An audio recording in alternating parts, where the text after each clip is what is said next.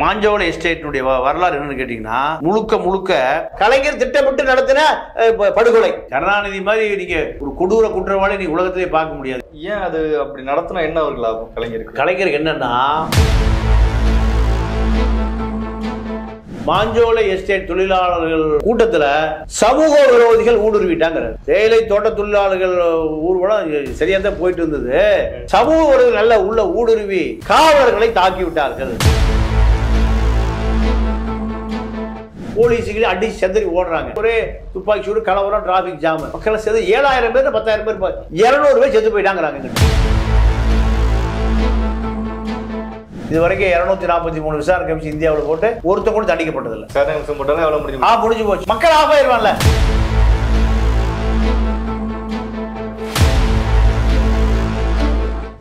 லக்ரம் பாய் சுருவுக்கு வணக்கம். இன்றைக்கு மூத்த பத்திரிகையாளர் தமிழா பாண்டியன் அவர்களை சந்தித்து தாமிரபரணி படுகொலை குறித்து பேச போகிறோம்.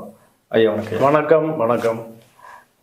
தாமிரபரணி படுகொலை குறித்து இப்போ பேச வேண்டிய தேவை இருக்குது. அதில் நீங்கள் அந்த தாமிரபரணி படுகொலை வந்து நேரடியாக பார்த்துருக்கீங்க. அந்த பார்த்த அனுபவத்தை சொல்லுங்கள். இல்லை, அது என்ன நடந்ததுன்னு கேட்டிங்கன்னா, தோட்ட தொழிலாளர்கள் தமிழர்களை பொறுத்தவரை நீங்கள் திருநெல்வேலி மாஞ்சோலை எஸ்டேட்டில் மட்டுமில்லை, தாமிரபரணியில் மட்டும் இல்லை, நீங்கள் உலகம் முழுக்க தோட்ட தொழிலாளர்கள் வந்து தமிழர்கள் தான்.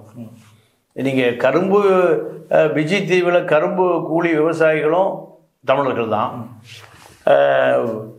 இலங்கையில் டீ எஸ்டேட்டு, ரப்பர் எஸ்டேட்டில் தமிழர்கள் தான். மலையக தமிழர்கள் ஒரு ஜாதியை உருவாயிருக்கு, மலையக தமிழர்கள். அதே போல் நீங்கள் நீலகிரி, வால்பாறை, ஏற்காடு, கொடைக்கானல் 10 லட்சம் பேர் டீ எஸ்டேட் கூலிஸ் இருக்கான். எங்கே நீங்கள் தமிழ்நாட்டிலேயே. அதை விட நீங்கள் ஆங்கிலேயர் காலத்தில் கரும்பு வெட்டுவதற்கு, கரும்பு பயிர் செய்வதற்கு, டீ எஸ்டேட்டில் வேலை செய்வதற்கு, காபி எஸ்டேட்டு, இதற்காக உலகத்திலேயே கிடைக்கப்பட்ட ஆப்பிரிக்கர்களுக்கு அடுத்தபடியாக கூலிசான தமிழர்கள் தான். நீங்கள் ஆப்பிரிக்க கூலிகளே தமிழர்கள் தான். நீங்கள் காந்தியினுடைய அரசியல் அங்கே எங்கே ஆரம்பிக்குது? ஆப்பிரிக்காவில் ஆரம்பிக்குது. ஆப்பிரிக்காவில் ஆரம்பிக்கிற பொழுது இங்கே இந்த டீ எஸ்டேட்டு, ரப்பர் எஸ்டேட்டு, தேயிலை தோட்ட தொழிலாளர்களுடைய வழக்கறிஞராக தான் காந்தி பாரிஸ்டர் முடிச்சுட்டு சவுத் ஆப்பிரிக்கா. அப்போ சவுத் ஆப்பிரிக்காவில் அதிகமான வழக்கு கொடுத்தவர்களே தமிழர்கள் தான். தலப்பா கட்டிட்டு போகக்கூடாதுன்னு ஒரு சட்டம் இருக்கு. தலப்பா கட்டிட்டு நான் போகணும், எனக்கு வழக்கு பேசி எனக்கு ஜெயிச்சு கொடுக்குன்னு காந்திகிட்ட வழக்கு வருது. வழக்கு தொடுத்தவர்கள் பூரா தமிழர்கள் தான். இப்படி நீங்கள் இந்த அரசியலை பேசுவதற்கு இன்றைக்கி இந்த திராவிட இயக்கங்கள், திராவிட மாடல்கள், காங்கிரஸ் ஆட்சிகள், பிஜேபி ஆட்சிகள்லாம் யாரும் தயாரில்லை. நீங்கள் இதில் பெரிய வேதனை என்னன்னு கேட்டிங்கன்னா, இப்போ மாஞ்சோலை எஸ்டேட் என்பது தேவேந்திர குல வேளாளர்கள், அதாவது பரம்பரை தமிழர்கள், பச்சை தமிழர்கள், ஆதி தமிழர்கள் தான். அவன் யாரு? எல்லாருமே தமிழர்கள், எல்லாம் தமிழர்கள் தான். நீங்கள் தேவேந்திர குல வேளாளர்கள், நீங்கள் இதை உலகம் பூரா அகதியாக போனதுல இருந்து கேட்டிங்கன்னா, நில உடைமையாளர்கள், பல்லர்கள், பள்ளத்தில் விவசாயம் பண்ண பல்லர்கள், நில நீங்கள் பள்ளத்துக்கு சொந்தக்காரர்கள். அப்போ நீங்கள் தெலுங்கு படையெடுப்பு வந்த பிறகு எல்லாரும் ஒரே நல்ல நிலம் புடுங்கப்பட்டு அகதியாக்கப்படுறான். அகதியாக்கின ஒரு எங்கே போகிறான்? உலகம் பூரா எங்கே கூலி வேலை கிடைக்குது அங்கே பூரா போகிறான். அப்போ அதே போல தான் நீங்கள் கேரளாவில் இருக்கக்கூடிய எஸ்டேட்டு, ரப்பர் எஸ்டேட்டு, ஏலக்காய் எஸ்டேட்டு எல்லாம் யார்? தமிழர்கள் தான். அப்போது ஒரு 3000 5000 பேர் நீங்கள் அந்த மாஞ்சோலை எஸ்டேட்டில் கூலிஸாக இருக்காங்க. கூலிஸில் இருக்கிற பொழுது கிருஷ்ணசாமி தேவேந்திர குல அரசியலில் முன்னெடுக்கிறார். அப்போதான் இறங்குறார். அவர் பழைய நக்சல், பழைய நக்சல்பாரி இயக்கத்தை சேர்ந்தவர். இப்போ நக்சல்பாரி தேவேந்திர குல வேளா அரசியல் போய் இப்போ கடைசியில் அவர் ஆர்எஸ்எஸ்ல சேர்ந்துட்டார். எங்கே போய் சேர்ந்துட்டாரு? ஆர்எஸ்எஸ்பாரியாக இருந்தவர் கடைசி ஆர்எஸ்எஸ் போய் சேர்ந்துட்டார். அப்போ இப்போ அவருடைய முகாமே முழு ஆர்எஸ்எஸ் முகாம் தான். நான் அவருக்கு பொள்ளாச்சி நாடாளுமன்ற தேர்தல் 84 அவருக்கு வேலை பார்த்துருக்கேன். அதாவது எப்படி வேலை பார்த்தோன்னா, நேரடியாக இல்லை, கோவை ராமகிருஷ்ணன் தான் அவருக்கு சீட்டு வாங்கி கொடுத்து ஜெயிக்க வைக்கணும்னு நினைக்கிறார். கோவை ராமகிருஷ்ணன். நாங்களும் கோவை ராமகிருஷ்ணனுடைய ஃபாலோயர்ஸ். கோவை ராமகிருஷ்ணனுடைய இப்போ நாங்கள் தூக்கி செவக்காத ஆட்களே இல்லை. இந்த திராவிட கழகத்தை சேர்ந்த ஆட்கள், இந்த இளைஞர்கள் தூக்கி செமக்கால ஆளுகளே தமிழ்நாட்டில் இல்லை. வைகோக்கு போய் 91 வேலை பார்த்தோம். எங்க 84 கிருஷ்ணசாமிக்கு, 91 வைகோக்கு, நீங்க 84 துவக்கம் 2010 வரைக்கும் புலிகளுக்கு. அப்போ நீங்க திராவிட கழகம் என்று உண்மையாவே கருப்பு மெழுகுபர்த்திகள் தான், தன்னை உருக்கிட்டே வேலை செய்வான். இப்படி தான் அப்போ கிருஷ்ணசாமிக்கு வேலை பார்த்தோம். இப்போ என்ன ராமகிருஷ்ணன்லாம் வந்து இப்போ கிருஷ்ணசாமி தொடர்புலாம் இருக்காரு. ஆனாலும் கூட நீங்க இப்போ கிருஷ்ணசாமி முழுக்க நீங்க RSS முகாமில் போய் அடைக்கலமாயிட்டார். அது ஒரு பக்கம் அப்படி இருக்கட்டும். அப்போ இந்த மாஞ்சோலை எஸ்டேட்டில் வந்து மொத்தமாக இந்த மக்கள் ஒரு 5000 குடும்பம் இருக்கு. 5000 குடும்பமும் ஏறக்குறை 25,000 வாக்கு இருக்கு. யாரு? எங்க கிருஷ்ணசாமிக்கு. ஓட்டப்படாரத்தில் இல்லைனாலும் சரி, நீங்க தென்காசியில் இல்லைனாலும் சரி, இந்த வாக்கு வங்கி அவருக்கு தான், அவருக்கு. அதாவது அது வந்து உங்களுக்கு மாஞ்சோலை எஸ்டேட் வந்து தள்ளி இருக்கு. இவர் தொகுதிக்குள்ள வராதுன்னு நினைக்கிறேன். தென்காசி. ஆனா இதை தொடங்கினா அவர் வந்து நம்ம எழுச்சி அந்த மக்கள் வந்து ஏத்துக்குவான். தேவேந்திர குல வேளாளர் மக்கள் நமக்கான தலைவரியா அவரு, எங்க நம்மால் பாதிக்கப்பட்டாலும் வந்து நிப்பாரியா அப்படின்னு ஒரு எழுச்சி வரும். அதே நேரத்தில் நீங்க இதே நாடாளுமன்ற தொகுதியில் நீங்க அதே தேவேந்திர குல வேளாளரை சேர்ந்த மத்திய அமைச்சர் அருணாச்சலம் மறைந்துச்சு, இறந்துட்டார் அவர். நீங்க ஜெயலலிதா கூட போய், ஜெயலலிதா இருக்குது அந்த மதுரையிலேருந்து சென்னை வரைக்கும் ஃப்ளைட்டில் போய் உட்கார்றாரு. உட்கார்ந்தோடனே அந்த அம்மா அவரை மத்திய அமைச்சர் கூட பார்க்க ஜாதி பேரை சொல்லி அந்த அம்மா இறக்கி விட்டுரு. யாரு? ஜெயலலிதா. இதெல்லாம் வரலாறு பதிவு. அவரு அருணாச்சலத்தை அந்த ஃப்ளைட்ல மதுரையில அதை இறக்கி விட்டதான் இந்த மாதிரி சிஎம் ஒன்னா போக முடியாது. காரணம் ஒரே ஜாதி வெறி. கூட சசிகலா, நீ அந்த அம்மாவுக்கு ஜாதி எல்லாம் ஒன்றும் கிடையாது. அது மாட்டுக்கறி மாமி தான். மாட்டுக்கறி மாமி, ஒயின் அடிக்கிற மாமி தான், தண்ணி அடிக்கிற மாமி தான். ஆனா கூட யார் இருக்கா? சசிகலா. ஜாதி வெறி பிடித்த சசிகலா. ஜாதி வெறி பிடித்த சசிகலா தான் அந்த மக்கள் பூரா ஓட்டு போடுறான். ஏன் ஓட்டு போடுறான்னா அவனுக்கு அரசியலே தெரியல. அரசியல் தெரியாம இருக்கிறதுக்கு கிருஷ்ணசாமி பார்த்துக்கிறாரு. ஏப்பா அப்போ இந்த மாஞ்சோலை எஸ்டேட்டு, அப்போ நீங்க டிஎம்கே கவர்மெண்ட் இருக்குது 96 2001. அப்போ 96ல் கிருஷ்ணசாமியோடைய எழுச்சி கருணாநிதி விரும்பல. கருணாநிதி வந்து ஒரு எந்த ஜாதி கட்சி வளர்றதையும் விரும்ப மாட்டார். அப்போ அவர் வந்து என்ன நினைக்க ஸ்பெஷலாக இவர் வளர்றது விரும்பல கிருஷ்ணசாமி. ஏன் தன்னுடைய கட்டுப்பாட்டுக்கு அந்த மக்கள் வெளியே வந்துடுவாங்கல்ல. நீங்க தேவேந்திர குல வேளாளர்கள் பூரா ஒன்று அதிமுக ஓட்டு போடுவாங்க, திமுக ஓட்டு போடுவான். நீங்க புதுசா ஒரு தலைவர் உருவாயிட்டா அவங்க கண்ட்ரோலுக்கு போயிடுவாங்க. திமுக அந்த ஓட்டு விழுகாது. திமுக அந்த நீங்க எம்ஜிஆருக்கு அந்த சூதுவாதெல்லாம் இருக்காது. எம்ஜிஆர் 87 இறந்து போயிட்டாரு. இந்த விஷயம் இருக்காது. ஆனா கலைஞருக்கு முழுக்க இருக்கு. ஏன்னா அந்த கட்சி அப்படியே கோவலபுரத்துக்கு எடுத்துட்டு போனோம்ல. எம்ஜிஆர் செத்து போனவருக்கு எம்ஜிஆருடைய ராமவரம் தோட்டம் இப்ப அங்கே சுடுகாடா இருக்கு, ஆகாரம்லாம் கிடக்கு. ஜெயலலிதா செத்து போனவருக்கு போயஸ் கேட்டனா தீவா விற்க போகுது. ஆனா கருணாநிதியுடைய சாம்ராஜ்யம் அப்படி இல்லை. எவ்வளவு பேர் இருக்கான்? ஒரு கார்பரேஷனே இருக்கான், ஒரு மினி பேரூராட்சியே இருக்கு. 250 பேர் இருக்கான். பாதி பேர் போலி டாக்டர், பாதி பேர் போலி தொழிலதிபர், பாதி பேர் நீங்க இப்படி இருக்கு. அப்போ அவருடைய சாம்ராஜ்யம் ஒன்றும் பண்ண நீ 1000 வருஷம் இருக்குன்னு நினைக்கிறாரு. அப்போ அதுக்கான பேசிக்கை போட்டுருவார். நீங்க ஃபண்டமெண்டல் காங்கிரீட் கொடுக்கல. அதனாலதான் கிருஷ்ணசாமி வந்து ஒரு கிருஷ்ணசாமியை அனுப்புறாரு. அப்போ கிருஷ்ணசாமி என்ன பண்றாரு? மூப்பனாரை சேர்த்துக்கிறாரு. மூப்பனாரை அப்ப என்ன காரணீங்கன்னா, நீங்க 96ல் மூப்பனாருக்கு ஒரு வருத்தம். 3வது கூட்டணி இவர் பிரைம் மினிஸ்டர் கேண்டிடேட் யாரு? மூப்பனாரு. அதை காலி பண்றாரு. யாரு? கலைஞர் காலி பண்றாரு. அந்த கோபத்துல கிருஷ்ணசாமியை டெவலப் பண்ணி விடுறாரு. யாரு? மூப்பனார். தன்னுடைய சட்டமன்ற உறுப்பினர்களை பூரா அனுப்பி நீ மாஞ்சோலை தேயிலை தோட்ட எஸ்டேட் அந்த தொழிலாளர்களுக்கு போராடுகிறார். யார் அனுப்புறாருன்னு கேட்டீங்கன்னா, நீங்க இப்ப வந்து சபாநாயகர் இருக்கார் அப்பாவு. அப்ப அவரு காங்கிரஸ் எம்எல்ஏ. அவரு இப்ப அப்பா சபாநாயகர் இருக்காருல்ல, தமாக எம்எல்ஏ. அதே ராதாபுரம் தொகுதியில அவரை போய் அனுப்புறாரு. இந்த வரலாறு யாருக்கு தெரியாது. அப்பாவு ஹாரூன் அனுப்புறாரு. இந்த வேளச்சேரி எம்எல்ஏ ஹசனுடைய அப்பா ஹாரூன் போறாரு. அதே போல இப்போ சோ பாலகிருஷ்ணன் ஒருத்தர் இருந்தார், காங்கிரஸ் தமாக எதிர்கட்சி தலைவராக இருந்தார். அப்ப இத்தனை பேர்களுடைய வாசுதேவ நல்லூர் எம்எல்ஏ ஈஸ்வரன், இதெல்லாமே தமாக எம்எல்ஏ. தமாக அப்ப நல்லா ஸ்ட்ராங்கா. அப்போ 3வது கூட்டணி அமைக்கிற அளவுக்கு இருந்தாங்க. ஆமா, வலுவா இருந்தது. அப்போ கலைஞர் பழி வாங்குறதுக்கு என்ன பண்றாரு? மூப்பனாரு போய் கிருஷ்ணசாமி சப்போர்ட் பண்ணுங்கன்னு. அப்போ சிபிஐ சிபிஎம் அந்த ஊழலை கலந்துக்கிறாங்க. ஊர்வலம் ஒரு 7000 பேர் ஊர்வலம் வரும். 7000 பேர் அறிவிக்கப்பட்ட ஆட்கள் 7000 பேர், ஒரு 10,000 பேர் இருக்கும். நானும் தற்செயலாக அங்கே எதுக்கு போனோன்னு கேட்டிங்கன்னா, எனக்கு தெரிஞ்ச ஒரு ஈழத்தமிழர் ஒருத்தர் களக்காட்டில் அது கூம்பு கான்ட்ராக்ட் எடுத்திருக்காரு. கூம்பு அது யாருன்னு கேட்டிங்கன்னா திருவாரூர் ஆதீனத்துக்கு சொந்தமான நிலம். அங்கே ஒரு 1000 ஏக்கரா இருக்கு. 1000 ஏக்கரா நம்ம எனக்கு தெரிஞ்ச ஒரு ஈழத்தமிழர் நண்பர் அந்த கூம்பு கான்ட்ராக்ட் எடுத்திருக்காரு. கான்ட்ராக்ட் எடுத்து அதில் வந்து இந்த கல் தேக்கு இருக்கு, ஒரு 1000 டன்னு உளி வச்சு அடிச்சிங்கன்னா உளி உடஞ்சி போயிடும். அந்த மாதிரி கல் தேக்கு. அப்போ அது அந்த கல் தேக்கு வந்து நேரடியாக நீங்கள் எடுக்க முடியாது.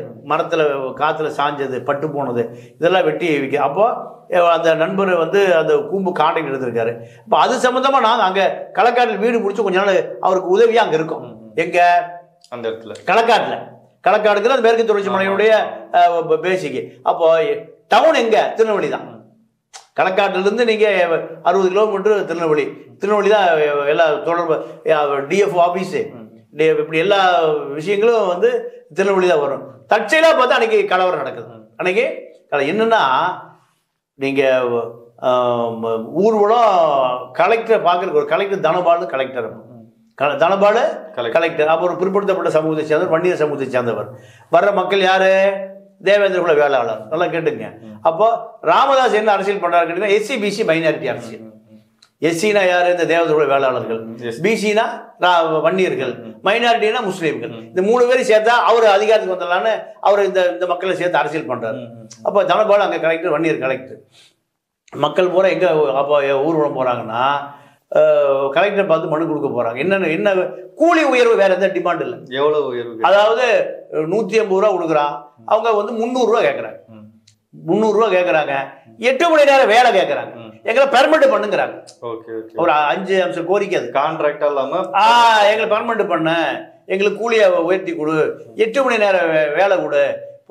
காலையில 9 மணிக்கு போனா இருட்டு வரைக்கும் வேலை செய்யணும். அப்போ இந்த மாதிரி அவங்களோட உரிமைகளை போராட்டம். இது கிருஷ்ணசாமி, சிபிஐ, தமாக எல்லாம் ஊர்வலம் போகுது. போன உடனேயுமே போலீஸே திட்டமிட்டு என்ன பண்றாங்க, அல்பா பீட்டா இதை கோடு வேர்டு. அப்படின்னா போலீஸ்காரங்களே சிவில்ல இருக்காங்க. மக்களுக்குள்ளேயே. அப்போ ஆல்பா பீட்டா அப்படின்னு ஒரு அதிகாரி சொல்லிட்டாருன்னா ஆல்பா பீட்டா போய் என்ன பண்ணுவாங்க கேட்டீங்கன்னா, மக்களுக்குள் கலந்திருக்கிற காவல்துறையை தூக்கி அடிப்பாங்க. காவல்துறை நோக்கி கல்ல அடிக்கிறது. அவங்களுக்குள்ளேயே கலவரம் உண்டு பண்ணா போலீஸ் என்ன பண்ணுவான், மொத்த மக்களை ரைடு கட்டிடுவான். நீங்க போலீஸ் எப்பவும் இப்படிதான் பண்ணுவாங்க, காவல்துறை எப்பவுமே இப்படிதான் பண்ணுவாங்க. இதான் டாக்டிக்ஸ். நீங்க ஜல்லிக்கட்டு போராட்டம் நடக்குது, நீங்க ஐஸ் போலீஸ் சுத்தி போலீஸை தீய வைக்கிறான். நீங்க அந்த வீடியோல பாத்தீங்கல்ல. அப்போ இதுதான் ஆல்பாபேட் அப்படின்ட்டா கோடு வேர்டு. ஆனா போலீஸை நோக்கி போலீஸை கல்லடிப்பான். சிவில் இருக்கிற போலீஸ் அடிச்ச உடனே துப்பாக்கி சூடு. 17 பேர் செத்து போனோம். எத்தனை பேரு? திட்டமிட்டு. நீங்க நதியின் மரணம்னு ஒரு புக்கை எழுதி இப்ப பெரிய பரவல் பண்றாரு நம்ம டிஎஸ்எஸ் மணி. அதை பெரிய பிரச்சனையை பண்ணது அவர் டிஎஸ்எஸ் மணி தான். அவர் பழைய நக்சல். அவர் பழைய ஆமா. நீங்க டிஎஸ்எஸ் மணியை பொறுத்த வரைக்கும் நீங்க நக்சல் பாரி போராட்டத்தை ஜெயிக்க வைக்க முடியல. அப்ப இந்த மாதிரி தலித் எழுச்சியாவது ஒரு வெற்றி வர வைப்போமே. நீங்க அதற்கான முயற்சி. அந்த முயற்சியெல்லாம் வீணா போச்சு. அவர் ஏறக்குறைய ஒரு 20 ஆண்டு காலம் இந்த மாதிரி நக்சல் புரட்சியும் தலித் மக்களுக்கு தான். நீங்க இவர் என்ன பண்ணாரு, தமிழரசு என்ன பண்ணாரு, முழுக்க நக்சல் பாத்தீங்க. முந்திரிக்காட்டுல நக்சல் இயக்கமே தலித் மக்களை மேல கொண்டு வர்றதுதான். சாதி ஒழிப்பு தமிழ் தேசியம். அதான். இப்ப அதே வேலை டிஎஸ் மணி பண்ணாரு. நீங்க கடைசியில் இப்ப பிஜேபி ஆர்எஸ்எஸ் சேர்ந்துட்டாரு. அவர் என்ன பண்ணுவாரு, அவர் இப்ப போராடி தள்ளாத காலத்துல இப்ப தந்தை டிவியில் உட்காந்து பேசிட்டு இருக்காரு. இப்ப அவரை காப்பாத்திக்கிறதுக்கு இப்ப வாக்கிங் போயிட்டு இருக்காரு. மக்களை காப்பாத்தி செஞ்ச முயற்சி கூறாம எல்லாம் பிஜேபி போய் சேர்ந்துட்டான். அப்போ இதான் கதை. அப்போ இத்தனை மக்கள் வந்து அதை பாடத்துக்கிட்ட வர்றான். பாடத்துக்கிட்ட வரும்போது கிளாஸ் சண்டை இதெல்லாம் திட்டமிட்டு. இது 100% கலைஞர் திட்டமிட்டு நடத்தின படுகொலை. ஏன் அது அப்படி நடத்தினா என்ன அவருக்கு லாபம்? கலைஞருக்கு என்னன்னா, இப்போ 7000 பேர் 10,000 பேர் வர்றாங்க. 10,000 பேரும் நீங்கள் தேவேந்திர குல வேளாளர் மக்கள்கிட்ட பிரச்சாரத்தை எடுத்துகிட்டு போவோம். எங்கே திமுக கூட்டு போடாதீங்கல்ல, திமுகக்கு அப்போ திமுக கவர்மெண்ட், அப்போ DMK government 91-96 Jayalalithaa government, 96 2001 DMK government, திருப்பி ஆட்சிக்கு வரணும்ல அவருக்கு. அதனால நீங்க தேவேந்திர குல வேளாளர்கள் பூரா நீங்க யார் வாக்கு வங்கி? திமுக வாக்கு வங்கி, திமுக அதிமுக வாக்கு வங்கி. இது இப்போ கிருஷ்ணசாமிகிட்ட போகுது. கிருஷ்ணசாமிகிட்ட போகாம தடுத்து இந்த 3வது கூட்டணி மூவ் பண்ணாரு, அதை வலுவாயிடக்கூடாது. அப்ப இது அவருக்கு திட்டம். அப்போ நீங்க கலவரத்தை ஏதாவது பண்ணி அச்சுறுத்தணும். அந்த பாலத்துக்கிட்ட வரும்போது, தாமிரபரணி பாலம், அந்த பாலத்துக்கிட்ட வரும்போது போலீஸ் ஆள்வார்பிட்டா அப்படின்னு சொல்லி கல்லை விட்டு அடிச்சோடனே போலீஸ் துப்பாக்கி சூடு லத்தி சார்ஜ் பண்ண பெரிய கொடுமை என்னன்னா, இந்த மக்கள் தப்பிச்சு போறக்கா ஆத்துலேருந்து பாலத்திலிருந்து கீழே குளிக்கிறான். இந்த பாலத்து மேல 200 அடி பாலம். நீங்க கொடுமையை பாருங்க. இதே கிருஷ்ணசாமி திமுக சேர்ந்து பண்ணிக்க முடியாத குற்றம், அதையும் நான் சொல்றேன். அப்போ மக்கள் பூரா என்ன பண்றான்? 7000 சதுரி ஓடுறான். நீங்க போலீஸ் கண்ணு முன்னு தெரியாம லத்தி சார்ஜ் பிளஸ் துப்பாக்கி சூடு. அதுல ஒரு 1.5 வயசு பையன் சாகுறான். குழந்தை பாருங்க, எத்தனை வயசு குழந்தை? 1.5 வயசு குழந்தை சாகுது. அதுல இன்னொரு பெரிய விஷயம் என்ன கேட்டீங்கன்னா, 2 முஸ்லீம் அது இறந்து போனது, 2 முஸ்லீம் இளைஞர்களும் சாகுறான். அப்போ இது இது இது வந்து 17 பேர் இறப்பு, 100க்கும் மேற்பட்டவர்கள் மண்டை உடப்பு, கைகால் உடப்பு. நீங்கள் போலீஸ் ஒரே நேரத்தில் 1000 போலீஸ் பூந்து எழுதி சார்ஜ் பண்ணால் என்ன பண்ணும்? மக்கள் என்ன பண்ணும்? அப்போ ஆற்றுக்குள்ளே குதிக்கிறான். ஆற்றுக்குள்ளே குதித்த பிறகு கரையேறுக்கு வர்றான். போலீஸ் போய் கரையேறாது திருப்பி அடிக்கிறாங்க. கரையேறாதுன்னு திருப்பி அடிக்கிறான். அதோட இன்னும் பெரிய கொடுமைன்னு கேட்டிங்கன்னா, அந்த கரையினுடைய மேற்கு பகுதியில் ஒரு மேல் ஜாதி மக்கள் குடியிருக்கான். அவனும் சேர்த்து அடிக்கிறான். அவன் இந்த போராட்டத்தை இந்த மக்களை பிடிக்கல. நான் யாரையும் குறிப்பிட சொல்ல விரும்பல. இல்ல போலீஸுக்கும் இந்த சாதிய எண்ணம் இருந்திருக்கா? போலீஸுக்கு இந்த சாதிய எண்ணம் தேவேந்திரக்கு இல்ல இல்ல இல்ல இல்ல போலீஸ் தான். அது அவன் யாரை வச்சாலும் அடிப்பான், யாரை வச்சாலும் அடிப்பான். ஆனா தனிப்பட்ட முறையில் வன்பம் இருக்கும். ஏன்னா இது வந்து உங்களுக்கு அப்ப நடந்த இந்த கலவரம் முழுக்க தேவேந்திர குல வேளாளர் மக்களை நோக்கி நடத்தப்பட்ட கலவரம். ஆனா இதுல என்ன கேட்டீங்கன்னா, 6 மேல இருந்து குதிக்கிறான், குதிச்சு கரையேறும்போது ஆற்றினுடைய கிழக்கு கரையில ஒரு பெரிய ஒரு சமூகம் குடியிருக்கு. அந்த சமூகத்துக்கு இவங்களுக்கு பெருசல்லாவே தகராறு. எங்க திருநெல்வேலி டவுனுக்குள்ள அந்த கோபத்தை எங்க காமிக்கிறான்? அந்த இடத்துல அவனு கரையோரமா குடியிருக்கிற அந்த மேட்டுக்குடி மக்கள், கீழ் ஜாதி மக்கள் ஆத்துல இருந்து குதிச்சு மேல வரான்ல, அவன் அடிக்கிறான். அதுதான் அங்க ஜாதி, அதுதான் ஜாதி. இப்ப 2 ஜாதி ஒன்னா ஆக வேண்டும் என்பது நம்முடைய நோக்கம், நம்முடைய சிந்தனை எல்லாமே. ஆனா அன்னைக்கு நடந்த அதே என்ன எல்லாரையுமே நம்ம குறை சொல்ல முடியாது. குறிப்பிட்ட ஒரு சிலருடைய ஜாதி வன்மம். அப்போ அதுல 17 பேர் அறிவிக்கப்பட்டு செத்து போயிட்டான்னு சொன்னாங்க. அதுக்கு பின்னாடி ஆளக்கான, என் வீட்டுக்காரக்கான, அண்ணாக்கான, இப்படி பல கதை வந்தது. அதெல்லாம் பதிவு பண்ணப்பட்டது தான். அப்போ நதியின் மரணம். நீங்க என்ன பாத்தீங்க அந்த இடத்துல போனீங்க சொன்னீங்க? இப்போ செதறி ஓடுறாங்க மக்கள், செதறி ஓடுறான், துப்பாக்கி சூடு. நாங்க பின்னாடி நிக்கிறோம். நான் எப்பவுமே இந்த ஊர்வலம் உண்ணாவிரதம் போராட்டங்கிறாண்டனா போய் என்ன பாக்குறது, அது இயற்கை திராவிட காலத்துல வந்த பழக்கம். போலீஸுக்கு அடிச்சு செதறி ஓடுறாங்க. இவ்வளவு பெரிய இழப்பு இருக்கும். ஆத்துக்குள்ள குதிச்சு மக்கள்லாம் நீந்துறாங்கிறதெல்லாம் எங்களுக்கு தெரியல. நான் ஒரு 1/2 கிலோமீட்டர் பின்னாடி நிற்கிறேன். 1/2 கிலோமீட்டர் எங்க களக்காட்டுல இருந்து வந்து டிராபிக் ஜாம் ஆகி ஒரே துப்பாக்கி சூடு, கலவரம், டிராபிக் ஜாம். மக்கள் சேர்ந்து 7000 பேர் 10,000 பேர் நீங்க ஒரு நகரத்துக்கு சரி ஒன்று எப்படி இருக்கும்? அப்போ பெரிய திருநெல்வேலியில துப்பாக்கி சூடு 200 பேர் செத்து போயிட்டாங்கிறாங்க எங்கிட்ட. எவ்வளவு பேரு? 200. அவ்வளவு பெரிய கலவரம். அப்படியே சரி, அப்படி திருப்பிட்டு போ லாண்ட் ஆர்டர். கடையெல்லாம் பூட்டிட்டான். பஸ்ஸுக்கு சில போட்டோடி நிக்குது. அப்படியே ஜாம். எப்போ வரைக்கும்? ராத்திரி 6 மணி வரைக்கும். அப்போ இந்த மக்கள் ஒவ்வொருத்தரும் வண்டி, வாகனம், பஸ்ஸை பிடிச்சி எல்லாம் வந்திருப்பான். இவன் எப்படி திருப்பி ஊருக்கு போவான்? அப்போ திருநெல்வேலி நகரமே வெறிச்சோடி போய் கிடக்குது. நாங்கள் திருப்பி 8 மணிக்கு உள்ளே வர்றோம். உள்ளே வந்து பார்த்தா நகரமே வந்து ஏதோ பெரிய சுனாமி புயல் அடித்து பல ஆயிரம் பேர் செத்து வீடுகள்லாம் வெறுச்சுன்னு இருக்கு. அன்னைக்கு என்ன எனக்குன்னா என்ன கிழமைன்னு வேறு ஞாபகம் இல்லை. அப்போ இது திமுக அரசாங்கத்தால் திட்டமிட்டு நடத்தப்பட்டது. அதுக்கு பிறகு ஒரு கலைஞர் கருணாநிதி இந்த அறிக்கை எதுவும் கொடுத்தாரு. உடனே ஒரு விசாரணை கமிஷன் போடுறாரு. மோகன் ஒரு ஜட்ஜி கமிஷன்ல விசாரணை கமிஷன் மோகன் போட்ட உடனேயும் அந்த மோகன் யாருன்னு கேட்டீங்கன்னா மூப்பனாருக்கு நெருக்கமானவர். கலைஞர் எப்பவுமே பெரிய இன்டர் பாலிடிக்ஸ் பண்ணுவார். மூப்பனாருக்கு நெருக்கமான மோகனை விசாரணை கமிஷன் போட்ட உடனே மூப்பனார் ஆஃப் ஆயிட்டார். மூப்பனாரு கலைஞர் கரெக்டா, அதாவது யாரை போட்டா யார் ஆஃப், அதாவது திமுகவில் வந்து முஸ்லீம்கள் எப்பவுமே திமுகவுக்கு தான் முழுசு ஆதரவாக இருப்பாங்க. அதில் இந்த ஆதரவுக்காக தளத்தை திமுகவுக்கு கொண்டு வந்ததில் சிஐடி சகுந்தலா ஒரு நடிகைக்கு பெரும்பங்கு உண்டு. சிஐடி சகுந்தலாவுக்கு நான் ரொம்ப டீப்பாக உள்ள போக விரும்பல, நீங்க பிறகு பேசுவ வேண்டாம். ஆமா, அப்போ இந்த சமூக லத்தீப் 2 பேருமே திமுகவோடு முழுமையாக பயணம் செய்ததுக்கு சிஐடி சகுந்தலாவுடைய பெரும் தியாகம் அதில் இருக்கு.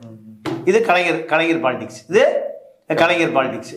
அப்போ நீங்க அனைத்து கட்சிகளையும் ஒரு ஆளை வச்சிருப்பார், ஒவ்வொரு கட்சிகளையும் ஆளை வச்சிருப்பார். நீங்க பாமகல ஜி.கே. மணி அவருடைய ஆளு, சிறுத்தையில இவர் ரவிக்குமார் அவருடைய ஆளு, சிபிஐல மகேந்திரன் அவருடைய ஆளு. நேரடியாக சொல்ற எல்லாம் கேட்கட்டும். சிபிஎம்ல எனக்கு சரியா ஞாபகம் இல்லை, ஆள் வச்சிருக்காரு. நீங்க அதிமுகல நடராஜன் கூட நெருக்கமா இருப்பாரு. மதிமுகல செஞ்சி ராமச்சந்திரன் கண்ணப்பன் கட்சி விட்டு போயிட்டாங்க, தனி கட்சியெல்லாம் தொடங்கினாங்க. ஆமா ஆமா ஆமா ஆமா. இப்படி பிஜேபிக்குள்ள இலா கணேசன் அவருடைய ஆள். அதனாலதான் இலா கணேசன் கடைசி வரைக்கும் அரசியல் வர முடியாம ரிட்டையர் ஆகிற காலத்துல கவுண்டர் கொடுத்தாங்க. இப்படி ஒவ்வொரு கட்சிக்குள்ளேயும் ஒரு ஆளை வச்சிருப்பார். என்ன நடக்குதுங்கிறத கரெக்டா பார்த்து அதுக்கு தகுந்த மாதிரி காய்கறி நகர்த்தி நீங்க அவருடைய இடத்தை தக்க வைத்துக் கொள்வதற்கான அவ்வளவு முயற்சி பண்ணுவார். அவர் இருக்கும்போது நிறைய சொல்லுவாங்க, நிறைய கட்சியை வந்து உடைச்சிருக்காரு. அதான் சொன்னல, ஒரு அந்த கட்சிக்குள்ள அந்த தலைவர் என்ன நினைக்கிறாருன்னு கருணாநிதி 10 நிமிஷம் போயிடும். நீங்க தீரனை பாமக தீரன் அப்படி வச்சிருந்தாரு. யார தீரனை கடைசி தீரன் என்ன ஆனாருன்னா திமுக சேர்ந்தார். அவர் பேரு தீப்புழம்பு தீரன், பேராசிரியர் ராஜேந்திரன் அவர் பேரு. இப்ப மறுபடியும் பாமக போயிருக்காரு. இன்னைக்கு அவர் இருந்திருந்தானே எம்பி எம்எல்ஏ, ஒரு பெரிய லீடர், பெரிய ஸ்காலர், ஒரு பெரிய ஸ்காலர். கடைசியில் என்னாச்சு கேட்டீங்கன்னா கருணாநிதி நம்பி இப்போ அதிமுக தெருவுக்கு அங்கங்கே போய் இப்போ கடைசியில் போய் இருக்காரு. அப்போ இதுதான். அப்போ இந்த மாஞ்சோலை எஸ்டேட்டினுடைய வரலாறு என்னன்னு கேட்டிங்கன்னா முழுக்க இந்த துப்பாக்கி சூடு நடந்த பிறகு இந்த தலைவர்கள் எப்படி காப்பாற்றப்பட்டான்னு கேட்டிங்கன்னா ஜிஹெச் பக்கத்தில் ஜிஹெச்சில் இருக்கிற ஐசியூவில் போய் எல்லாம் உட்காந்துக்கிறாங்க இந்த தலைவர்கள் பூரா. ஏன்னா நீங்கள் கிருஷ்ணசாமி அப்பாவு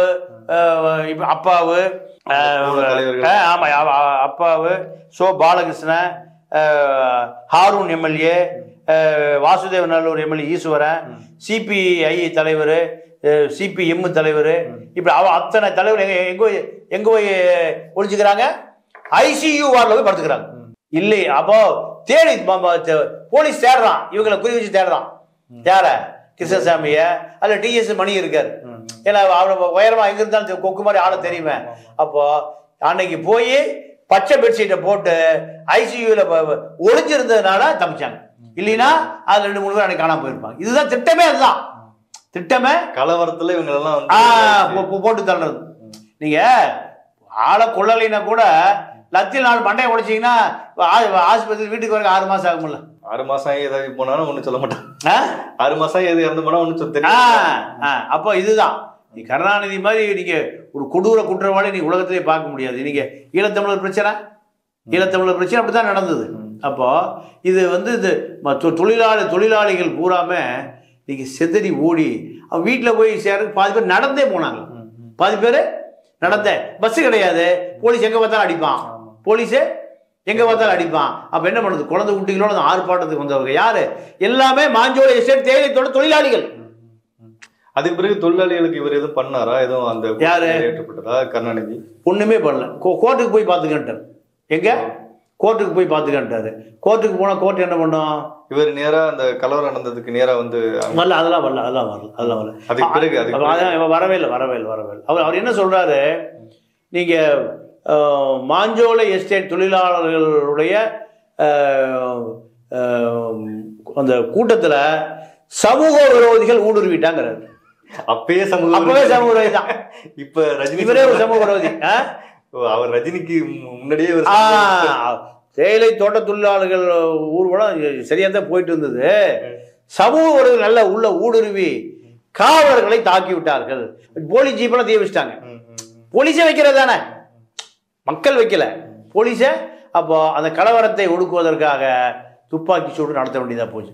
அப்போ அந்த தனபால்னு ஒரு கலெக்டர் அவர் நடவடிக்கை எடுக்கணும்னு மக்கள்லாம் கேட்குறாங்க. உடனே சொல்றாரு, ஒரு பிற்படுத்தப்பட்ட சமூகத்திலிருந்து வந்த ராமதாஸ் கூட சேர்த்துக்கிறாரு. ராமதாஸ கூட ஒரு பிற்படுத்தப்பட்ட சமூகத்திலிருந்து வந்த ஒரு மாவட்ட ஆட்சியாளர். ஏன்னா திமுக அரசாங்கத்தில் நான் செய்தி நிறைய பார்த்துருக்கேன். கலைஞர் வந்து ஏதாச்சும் ஒரு பிரச்சனைனா அதில் வந்து ஒரு சாதியை ஒன்று சேர்த்துக்கலாம். பிற்படுத்தப்பட்ட சமூகத்திலிருந்து படித்து கஷ்டப்பட்டு பிட் அடிக்காம பரீட்சை எழுதி ஐஏஎஸ் வந்திருக்காரு. அவரை போய் விசாரணை கமிஷன் பத்தியும் அவரையும் சொல்லி தாழ்த்தப்பட்ட சமூகத்திலிருந்து பேசுறீங்க. ஆமா. அப்போ உடனே சொன்ன பிறகு அவரும் விசாரணை கமிஷன் மோகனை போட்டோன்னே விசாரணை கமிஷன் ஒரு ஒரு ஒரு 2-3 வருஷம் இப்படி இழுத்து கொண்டு வந்து கலைஞர்கிட்ட கொடுக்குறாங்க. விசாரணை கமிஷன் நடவடிக்கை எடுக்க சொல்லி அவர் சீஃப் செக்ரட்டரி கொடுத்துறாரு. இது வரைக்கும் 243 விசாரணை கமிஷன் இந்தியாவில் போட்டு ஒருத்தர் கூட தண்டிக்கப்பட்டதில்லை. ஒருவர் கூட விசாரணை கமிஷன் போட்டாலும் எவ்வளோ முடிஞ்சு போச்சு. மக்கள் ஆகிடுவான்ல, 1 வருஷம் 2 வருஷம் போச்சுன்னா மறந்துடுவான். இதுதான். அப்போ இந்த இந்த இந்த போராட்டத்தில் அடுத்து என்ன எங்கே போகுதுன்னு கேட்டிங்கன்னா, ஹியூமன் ரைட்ஸ் கமிஷனுக்கு போகுது. அங்கே போய் இந்த கொத்தடிமை ரிலீஸ் பண்ணுங்கய்யா, முதல்ல இந்த கொத்தடிமையை ரிலீஸ் பண்ணு அப்படின்னு போகுது. உடனே இந்த human rights all India chairman யாருன்னு கேட்டிங்கன்னா, ஒரு முக்கியமான ஆள் யார் நிறுத்தி சொல்கிறேன்னு கேட்டிங்கன்னா, அவர் தான் சிபிஐ டைரக்டர் தான் கார்த்திகேயன். எப்படி ராஜீவ்காந்தி கேஸை ஆட்டை போட்ட மாதிரி நீங்கள் கடைசி வரை சோனியாவை சந்திக்கவே இல்லை. யாரு? கார்த்திகேயன். இது சோனியா குடும்பத்துக்கு விசுவாசமான ஆளு. அவர் யாருக்கு விசுவாசம் போயிட்டாரு? ஆர்எஸ்எஸ்க்கு விசுவாசம் போயிட்டாரு. நீங்க காங்கிரஸ் அரசாங்கத்தில் இதை முழுமையா தண்டனையை, அதாவது முழுமையான குற்றவாளியை தண்டனை பெற்று கொடுத்துட்டீங்கன்னா ஆளுநர் போய் தான் அந்த அம்மா சொல்லுது. யாரு? சோனியா. யாருக்கு? கார்த்திகேயன். நீங்க இப்போ ஜெயின் கமிஷனுக்கு முன்னாடி எந்த விதமான முழுமையான விசாரணை கொண்டு அவர் கொடுக்கவே இல்லை. கடைசியிலையா ஜெயின் கமிஷனே கார் குண்டு வெடிப்பில் செத்து போயிடுறாரு. அதை விசாரிக்கவே இல்லை. யாரு? கார்த்திகேயன் போயிட்டார். இப்ப அதே போல கார்த்திகேயன் தான் அந்த விசாரணை கமிஷன். உடனே என்ன பண்றாரு, நேரம் போய் பம்பாய் போய் அந்த அதாவது பர்மா ட்ரேடிங் கார்பரேஷன் முதலாளி பார்க்கறாரு. பார்த்து என்ன நடந்ததுன்னு தெரியல. நடுவில் ஒரு வருஷம் தனக்கு வேணும்னு சொல்லிட்டு இதை நான் ஹியூமன் ரைட்ஸ் கமிஷன் ஒன்றும் பண்ண முடியாது, நீதிமன்றத்துக்கு போய் வழக்காடி நீங்கள் உரிமையை வாங்கிட்டு போயிட்டார். எத்தனை வருஷம் கழிச்சு? 1 வருஷம் கழிச்சு. அப்போ 1 வருஷமா இவர் என்ன பண்ணாரு? 1 வருஷமா நீங்க அந்த எஸ்டேட் நிர்வாகத்துக்கு ஆதரவா இந்த இதை நீங்க நீதிமன்றத்தில் போய் உரிமையை வாங்கிட்டு போயிட்டார். இப்போ 1 வருஷம் காலதாமதம் தான் இந்த 17 உயிர் போய் 1.5 வருஷம் குழந்தை சேர்த்து 2 முஸ்லீமுக்கு தோட்டத்தொழிலாளர் என்ன சம்பந்தம்? இவ்வளவு இழப்பை உடனடியாக நடவடிக்கை எடுக்காமல் காலதாமதப்படுத்திய பெரும் குற்றம் யாருக்கு? இந்த கார்த்திகேயனுக்கு. கார்த்திகேயன் அதோட அதுக்கு உரமா போட்டாரு. அதற்கு பிறகு இந்த அங்க வந்து 144 போட்டாராங்க. நீங்க அந்த தேயிலத்தோட தொழிலாளர்கள் 10 பேருக்கு மேல கூடக்கூடாது. 10 பேருக்கு மேல கூடக்கூடாது. 2 குடும்பம் இருந்தாலும் 10 பேர் ஆயிடுவான். 2 குடும்பம், குழந்தை குட்டி, பொண்டாட்டி உள்ள எல்லாம் சேர்ந்து 10 பேர். அப்போ அவனுக்கு ஒரு கல்யாணம், கச்சேரி, நல்லது கெட்டது, காது குத்துனா 10 பேருக்கு மேல சேராம எப்படி நிகழ்ச்சி நடத்துவேன்? அப்போ அவங்க என்ன பண்றான், நமக்கு இந்த வேலையே வேண்டாங்க. எந்த வேலை? இந்த தோட்டத்துல எல்லாம் 30-40 வருஷமா அதே வேலை பார்த்தவன். அவன் பார்த்தான் 10 பேருக்கு மேல கூடாங்கிறாங்க. நம்ம ஒரு கல்யாணம், கச்சேரி, நல்லது. ஒரு செத்து போயால 10 பேர் சேர கூடமா இல்லையா? ஒரு ஆள் ஒரு மரணம் அடைஞ்சிட்டால ஒரு 10 குடும்பம் வந்தாலும் எவ்வளோ ஆச்சு? 100 பேர் ஆச்சு. அது வந்து ஸ்டாண்டிங் ஆர்டர், சட்டம் ஒழுங்கு கெட்டு போயிடும். அப்போ இந்த மாஞ்சோலை தோட்ட தொழிலாளர்கள் மத்தியில் என்ன ஆகுது, கொஞ்சம் கொஞ்சமாக நம்பிக்கை இழந்து 30 வருடம் 40 வருடம் 50 வருடம் ஒரு தலைமுறை உழைத்த மக்கள் வெளியேறுகிறார்கள். எங்க எதை நோக்கி? நகரத்தை நோக்கி. சரி, கூழோ கஞ்சியோ கூலி வேலை செஞ்சா போகும்டா, நீங்க இருந்து சாக வேண்டாம். இப்படி எங்க எங்க கிளம்புறாங்க? நீங்க பல 100 குடும்பங்கள் அங்கிருந்து கிளம்புது. கிளம்புன பிறகு அந்த நீங்க பர்மா ட்ரேடிங் கார்பரேஷன் என்ன பண்றான், இப்போ 300 ரூபா சம்பளம் டெம்பரவரி வந்து வேலைக்கு சேர்ந்துக்க. டீல 50 கிலோ ஒரு நாளைக்கு கொடுக்கணும். எவ்வளவு? 50 கிலோ. 50 கிலோ பிடிங்கி கொடுத்தா தான் 300 ரூபா சம்பளம். இதுக்கு நீங்க பிளைன்ல இருந்து டெம்பரவரி தொழிலாளர்கள் வந்து ஒரு மாசம் இருப்பான், 3 மாசம் இருப்பான், அப்படியே போயிடுவான். அப்புறம் விளம்பரம் கொடுப்பாங்க, தங்குவதற்கு இலவசம், இடம் இலவசம், உணவு இலவசம், தங்கறதுக்கு ஏதோ காட்டேஜ் இருக்கிற மாதிரி, வேலை நிரந்தரம், வருடம் முழுக்க வேலை. எங்க விளம்பரம் கொடுப்பாங்க. விளம்பரம் கொடுத்தா ஏதோ நல்ல வேலை, மக்கள் கிளம்பி போவான். அங்க போனா அடிமை மாதிரி இருக்கும். இதுதான். இப்ப அதுக்கு பிறகு வந்து கிருஷ்ணசாமி வந்து திமுகவோட கூட்டணி அமைக்கிறார்ல, என்ன காரணம் சொல்லிட்டு திமுகவோட கூட்டணி செய்யறாரு? நீங்க அது பெரிய குற்றம். அவர் என்ன சொல்றாரு, இந்த மாஞ்சோலை எஸ்டேட் நிகழ்ச்சி நடந்துருச்சு, கலைஞர் தீர்வு பெற்று கொடுப்பாருங்கிறார். ஓ, கலைஞர் அதை சொல்லிதான் நடந்து போச்சு. திமுக அரசு நமக்கு கூலி உயர்வு வாங்கி தரும், நம்மளை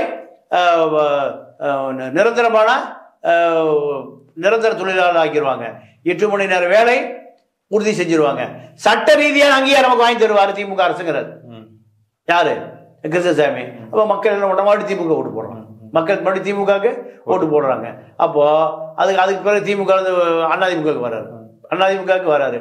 அப்போ அதிமுக வந்து அவர்களுக்கு இன்னைக்கு வரைக்கும் தீர்வு கிடைக்கல, திமுக வந்தும் தீர்வு கிடைக்கல. இவரு நீங்க அந்த தேவேந்திர குல வேளாளர் அரசியல் செய்வதற்காக களமிறங்கிய கிருஷ்ணசாமி ஒரு காலகட்டத்தில் அந்த மக்களே பெருசா நம்பிக்கை இல்லை. ஏன்னா எப்படி எதிர்பார்த்தாங்கன்னா வடக்கு வந்து எப்படி ராமதாஸ் இருக்காரோ அதே மாதிரி தெற்க வந்து கிருஷ்ணசாமி வந்து பெரிய ஒரு பெரிய ஆளா வருவார் பார்த்தாங்கல்ல, ஒரு பெரிய ஆளுமே அவர். அதான் வடக்கே ஒரு டாக்டர், தெற்கே ஒரு டாக்டர், வடக்க ஒரு டாக்டர், தெற்கே ஒரு டாக்டர். இதுதான் அந்த மக்கள் எதிர்பார்த்தது. நீங்க கடைசியா நீங்க இது திண்டுக்கல் நிலக்கோட்டையில ஜெயிச்ச எம்எல்ஏ கூட வச்சுக்க முடியும். அவரு கூட நீங்க உண்மை இவரு நிலக்கோட்டை எம்எல்ஏ நல்ல பேர், அவரை கூட வச்சுக்க முடியல, அவரு விட்டு வெளியே போயிட்டார். அப்போ நீங்க இது இவருடைய அரசியல் முடித்தா இருக்கு. ஆனா நீங்க போடி கம்பம் முட்டு இங்கிருந்து தினமும் ஆயிரக்கணக்கான தொழிலாளர்கள் எங்க போறான், ஏலகேஸ்டருக்கு வேலை பார்க்க போறான். எங்க இருந்து? கேரளாவுக்கு. அது தேவேந்திர வேளாளர் மக்கள் தான், வேற யாரும் இல்லை. நீங்க மலையக தமிழர் இருக்கக்கூடிய 10 லட்சம் மக்கள் யாரு? எல்லாம் நீங்க ராஜாவெல்லாம் அங்கிருந்து வந்து ஆண்டிமுத்து ராஜாவுடைய அப்பா பேர் ஆண்டிமுத்து ராஜாவே டீ எஸ்டேட் லேபர் தானே எங்க இலங்கையில. அப்போ நீங்க இந்தியா முழுக்க இருக்கக்கூடிய எல்லா டீ எஸ்டேட்டுகளையும், நீங்க கர்நாடகாவில் இருக்கக்கூடிய டீ எஸ்டேட்லையும் வேலை பார்க்க யாரு? இந்த தமிழர்கள் தலித் மக்கள் தான். எனக்கு ஜெயா டிவியில நீண்ட காலமா எனக்கு ஒரு நண்பர் காளிமுத்து கூட 30 வருஷமா அவருக்கு உதவியாளராக வந்து பிஏ. ஒரு தகவலை நம்ம நகரம் வாய்ச்சி நேயர்களுக்கு நான் என்னுடைய அனுபவத்தை நான் என்னுடைய நட்பை நான் சொல்றேன். ராஜன்னு ஒருவர் செக்ரட்டரியில இப்பதான் கொரோனாவில் இறந்தார் 62 வயசுல. அதாவது அது மரணம் ரொம்ப கொடுமையான மரணம். ஹார்ட் அட்டாக்கு ஆஸ்பத்திரிக்கு ஆம்புலன்ஸ் கொண்டு போறாங்க. மருத்துவர்கள் எவ்வளவு மட்டமானவன்னு பாருங்க. கொரோனா டெஸ்ட் பண்ணி செக் இருக்கான்னு கேட்கறான். என்ன நோயாளி நெஞ்சை முடிச்சுட்டு அழுகிறாரு, ஹார்ட் அட்டாக்கு, நெஞ்சு வலிக்குது, இதயம் நிக்க போகுது. டாக்டர் என்ன கேட்கறான், கொரோனா பண்ணிருக்கு, எனக்கு ஒட்டிடும். எது கொரோனா கிருமி எனக்கு ஒட்டிடும். மருத்துவமே பண்ணல, செத்து போயிட்டார். மருத்துவமே பண்ணல, போய் கொரோனா டெஸ்ட் பண்ணி எடுத்துட்டு வா. இந்த நாடு எவ்வளவு மட்டமான மருத்துவர்களை கொண்ட நாடுன்னு பாருங்க. உயிருக்கு போராடுகிற ராஜன் 20 ஆண்டு காலம் அந்த பத்திரிக்கையாளர், 20 ஆண்டு காலம் பத்திரிக்கையாளர், 20 ஆண்டு காலம் காளிமுத்துக்கு பிஏ. நம்ம சீமா மாமனார் இருக்காருல்ல, அவருக்கு பிஏ 20 ஆண்டு காலம் இருந்தவர். நீங்க எந்த புத்தகம் படிக்கணும்னாலும் அண்ணா புத்தகம் நல்லா இருக்குன்னா காளிமுத்து வாங்கிட்டு வாப்பனுங்க இப்படி. எனக்கு தெரிஞ்ச ஒரு 3 ஆண்டு காலம் ராஜேந்திர பாலாஜிக்கு அவர் தான் ஆலோசகர். அமைச்சர் ராஜேந்திர பாலாஜி இருக்கார்ல, நம்ம விருதுநகர் அமைச்சர், அவர் தான் அறிக்கை எழுதி கொடுப்பார். எனக்கு தெரிஞ்சு நான் தமிழக விளம்பரம் வாங்கும்போது மொத்த பணத்தை வாங்கி எனக்கு விளம்பரத்துக்கு பணம் கொடுப்பார். அப்போ அவங்க குடும்பம் அப்படியே டீ எஸ்டேட்டுக்கு போகுது, தேவிகுளம் பீர் மாட்டு போய் வேலை பார்க்குறாங்க. வேலை பார்க்கும்போது இவருக்கு ஏறக்குறைய 12 வயது வரை பள்ளிக்கூடமே போகல. எத்தனை வயசு வரைக்கும்? 12 வயசு வரைக்கும். ஆமாம். அப்போ நான் ஏன் கேட்கும்போது சொன்னார், எங்கள் அப்பா பீடி வாங்குறக்க 4 கிலோமீட்டர் நடக்கணும். எதுக்கு? அந்த மலைப்பகுதியில் பீடி வாங்குறக்க. எங்கள் அப்பா பீடி குடிப்பார், ராஜநகர் சொன்னது. பீடி வாங்குறக்க 3 கிலோமீட்டர் போனால் தான் பீடியும் தீப்பெட்டியும் வாங்குவார். அப்போ இதுதான் எங்களுக்கு அரிசி கிரிசி உப்பு புளிலாம் மொத்தம் ஒரு ஆளில் காசு கொடுத்து அவன் போய் ஒரு 3 பேர் கூட்டிகிட்டு போய் இதில் கழுதியில் மூட்டை கட்டி கொண்டு வருவாங்களாம். எதுக்கு? அரிசி உப்பு புளி 10 பேருக்கு ஒரு ஆள்கிட்ட காசை கொடுத்தா அவன் போய் எல்லாம் பிளைனில் வாங்கி கழுதியில் கொண்டு வந்து கொடுப்பாங்களாம். இதுதான். அப்போது மறுபடியும் ஒரு தீப்பெட்டி வாங்கணும், பீடி வாங்கணும், எங்கே போகணும்? அப்போ நான் எங்கேயா பள்ளிக்கூடம் போகிறதுனாரு? எத்தனை வயசு வரைக்கும்? 12 வயது வரைக்கும் பள்ளிக்கூடமே போகல. அப்போது இவங்களுக்கு எல்லாமே மண் செவரில் வீடு, ஒரு 200 குடும்பத்துக்கு மண் செவர் வீடு இருந்துதான். நீங்கள் பனி பேஞ்சு மழை பேஞ்சு செவரெல்லாம் கரைஞ்சு மண்ணெல்லாம் விழுந்து அதில் 20 பேர் செத்து போயிட்டாங்க. இப்போ ஒரு 2 வருஷத்துக்கு முன்னாடி நடந்தது. ஆமாம். இப்போ இது நான் சொல்றது 40 வருஷம் கதை, அடிக்கடி நடக்கும். அதோட இவங்க குடும்பம் என்ன பண்ணுச்சு, இனி உசுறு உழைச்சா போதும்னு நேர புறப்பட்டு உசிலம்பட்டிக்கு வந்துட்டாங்க. அவர் பேரே உசிலை ராஜன். காகிதம்னு ஒரு வாட்ஸ்அப்ல பார்த்துருப்பீங்களா, அவர் தான் காகிதம். அப்புறம் காகித ராஜனா மாறிட்டார். எனக்கு நெருங்கிய நண்பர், காகித ராஜனா மாறிட்டாரு. அப்போ 12 வயது வரை பள்ளிக்கூடத்துக்கே போகல. பள்ளிக்கூடத்துக்கு போகல, உசிலம்பட்டிக்கு வராங்க. உசிலம்பட்டிக்கு வந்தோடனே பள்ளிக்கூடத்தை சேர்த்துனுங்கிறாங்க. எத்தனை வயசு பையனை? 12 வயசு பையனை. 12 வயசு பையன். அப்போ எத்தனை படிக்கணும்? 7வது படிச்சிருக்கணும். அப்போ அவர் ஆசிரியர், மனிதாபிமான ஆசிரியர் என்ன பண்றாரு, அந்த நேரத்தில் 6வது படிச்ச பையன் பள்ளிக்கூடத்துக்கே வராம அவன் இடைநிற்றல், அதோட அவங்க காணாம போயிட்டான். யாரு?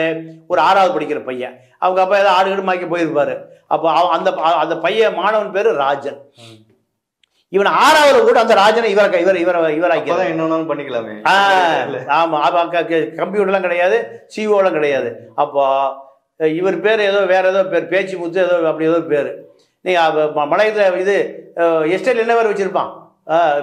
இந்த காணாம இடையில் நின்ற மாணவன் ராஜன் இருக்கார்ல, இவர் ராஜனா மாறி ஆவணாவே எத்தனாவது படிக்கிறாரு? 6வது படிக்கிறாரு. அவரே சொன்ன தகவல். 6வதுலேருந்து எஸ்எல்சி வரைக்கும், பழைய ஓல்டு எஸ்எல்சி இருக்குல்ல, அந்த தோட்டத்தில் மலையகத்தமிழ் மக்களுடைய வாழ்க்கை இதுதான். மலையகத்தமிழ் மக்களுடைய வாழ்க்கை தான். அப்போ இவர்களுக்காக தோட்ட தொழிலாளர்கள் என்று தலைவர்களோ தோட்ட தொழிலாளர்கள் உரிமைகளோ பெற்றுக் கொள்வதற்கு எந்த கட்சி போராடுறதில்லை. நான் சில காலம் தோட்ட தொழிலாளர் சங்கத்தினுடைய மாநில பொதுச் செயலாளர் பாட்டாளி மக்கள் கட்சியில் இருந்தேன். 91 காவிரி பிரச்சனை நடக்கிற போது நான் கூடலூர்ல அமைப்பு கட்டிட்டு இருந்தேன். 91. அப்போ டீ எஸ்டேட் இலங்கை தமிழர்கள் மாதிரி குத்தடிமை உலகத்திலே கிடையாது. உலகத்திலேயே அப்போ 10 லட்சம் பேர் மலையக தமிழருக்கு எங்க இலங்கையில ஒரே நாள்ல ஆட்சிக்கு வந்த டட்லி சேனநாயக்கா வாக்குரிமை அற்றவர்கள் வாக்குரிமையை பறிக்கிறாங்க. நீங்க மாஞ்சோலை மாதிரியே தான் உலகம் பூரா இருக்கக்கூடிய டிஎஸ்எல் லேபர்கள் 10 லட்சம் பேருக்கு ஒரே நாளில் வாக்குறுதியை பறிக்கிறான். பறிச்ச பிறகுதான் நேரு பார்க்குறாரு. நேருட்ட காமராஜ் போய் சொல்றாரு, ஐயா 10 லட்சம் பேர் ஏன் மக்கள் தலித் மக்கள் கிடக்கிறான், அவனுக்கு ராத்திரியா ஓட்டு போடுகிற உரிமையை எடுத்துட்டான். நீங்க எப்படியாவது எங்க மக்களை காப்பாற்றணும். நேரு கூப்பிட்டு, அங்க யார் இருக்கா உங்க ஊர்ல, யாராவது ஒரு தலைவர்களை அங்க அனுப்பு. எங்க அந்த மக்களுக்கு தலைவனே இல்லை. எந்த மக்களுக்கு? 10 லட்சம் மக்களுக்கு தலைவனே இல்லை. யாரையா ஒரு ஆள், நீங்க யாழ்ப்பாணத்துக்காரன் போய் அவன் தலைமை தாங்க மாட்டான், யாழ்ப்பாணத்துக்காரன் போய் போராட மாட்டான். அப்ப ஆளையா அனுப்பியாருதான் தொண்டைமானம் அனுப்புறாரு. யாரு? அதுதான் இப்ப இருக்க தொண்டைமான்லாம் வாரிசு. பின்னாடி 3 4 5 6 தொண்டைமான்கள். இந்த தொண்டைமானம் போய் அந்த தமிழ்ல பூரா பாதியை காட்டி கொடுத்துட்டு இருந்தானுங்க. முழுசா காட்டி கொடுத்துட்டு சிங்கள அமைச்சர்கள் மந்திரி ஆயிட்டானு. முதல்ல 50 வருஷம் தான் கை வைக்கிறதுக்கு பயந்தான். யாரு? சிங்கள அரசாங்கம். இவருக்கு தொண்டைமான் போனவருக்கு எனக்கு மந்திரி கொடுத்துறியா, அவனை பூரா நீ என்ன வேணா பண்ணிக்க. எப்படி இன்று வரைக்கும் அதுதான் 10 லட்சம். அதுல நிறைய அந்த மலைய தமிழர்கள் நிறைய பேர் தலைவர் வந்துட்டாங்க. எனக்கு தெரிஞ்சு சந்திரசேகர் ஒருத்தர் இருந்தார், இறந்துட்டார். நான் போன கொழும்புல அவர்கிட்ட தங்குவேன். அப்போ அவரெல்லாம் இருந்தாரு. பெருசா எதுவும் செய்ய முடியல. எதுக்குள்ள சிங்கள அரசாங்கத்துக்குள்ள கொழும்புல எதுவுமே ஒரு அமைச்சரை கொடுத்துருவான் டம்மியா. வரப்போ ஒரு காரு கீரு வண்டி வாகனம் ஒரு அலுவலகமே தவிர அந்த மக்களுக்கு நீங்க இன்னைக்கு வரைக்கும் 10 லட்சம் பேரும் எப்படி இருக்கான வாக்குரிமை அற்றவர்களாக. இப்ப அவனுக்கு ஓட்டு ஒன்று கொடுத்துட்டான். இந்த 10 லட்சம் பேரை ஏற்றி விட்டானுங்க. 10 லட்சம் பேரும் இன்னும் கூலியாத்தான் இருக்கான். அவனுக்கு எந்த விதமான எஸ்டேட் ஓனர் ஊரா யாரு? சிங்களவன். கூலி ஊரா யாரு? தமிழன்.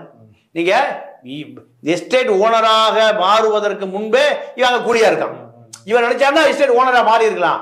யாருமே மாற முடியல. ஏன் மாற முடியலன்னா அரசாங்கம் அவர்களுக்கு இந்த காஷ்மீர்ல இருக்கிற 370 மாதிரி அங்க ஒரு எழுதப்படாத சட்டத்தை போட்டு வச்சிருக்கான். அப்ப அதுதான் இந்த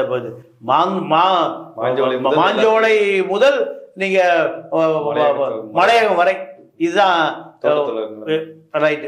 அதுல ஒரு விஷயம் எப்படி என்ன நடந்துன்னு கேட்டீங்கன்னா 180 பேர் கைது செய்யப்பட்டு சிறையில் அடைக்க மாஞ்சோலை எஸ்டேட் தலைவர்கள், தொழிற்சங்க தலைவர்கள், முன்னணி தோழர்கள் 180-200 பேர் கைது செய்யப்பட்டு சிறையில் அடைப்பதற்கு கொஞ்சம் பேர் குண்டாசில் ஓடுற கலைஞர் ரெடி பண்ணிட்டாரு.